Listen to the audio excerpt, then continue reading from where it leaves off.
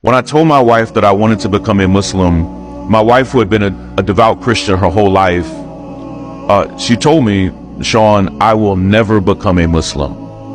And it hurt me a bit because I didn't want to do anything to jeopardize my marriage. A few weeks later, when I traveled to Edmonton, I shared with some men, including a local imam there in Edmonton, that I didn't know how to approach this with my wife.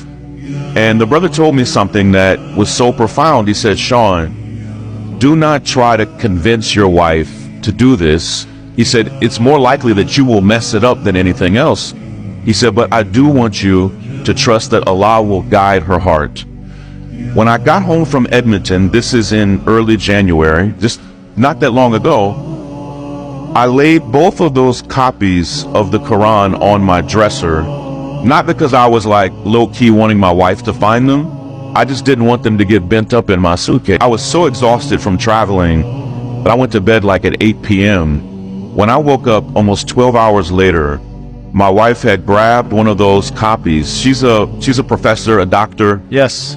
She had already, through the night, she had already read almost half of the Quran. When I woke up, my wife said to me something that was so shocking. She said, Sean, I think we should become Muslims. And there's a powerful lesson there.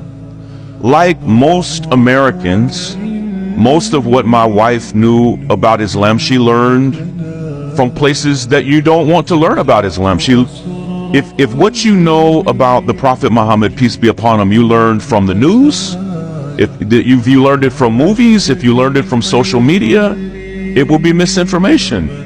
And my wife, who's an intellectual, a voracious reader, first thing she said to me was, Sean, the Prophet Muhammad, peace be upon him, he is not who I thought he was. Wow. And she was just moved by his life and his example.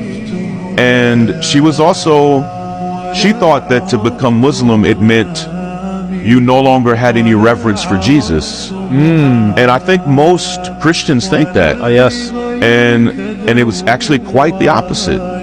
And when she saw that to be a Muslim still meant to have nothing but reverence and love for the Prophet Jesus, it changed her. And for the next 6 weeks, she and I were on a really beautiful private journey that we didn't talk about publicly, of just saying, what would it look like for us to make this big move in our lives? And so 3 weeks ago today, the Sunday before Ramadan, we took our Shahada, and it's been beautiful, man.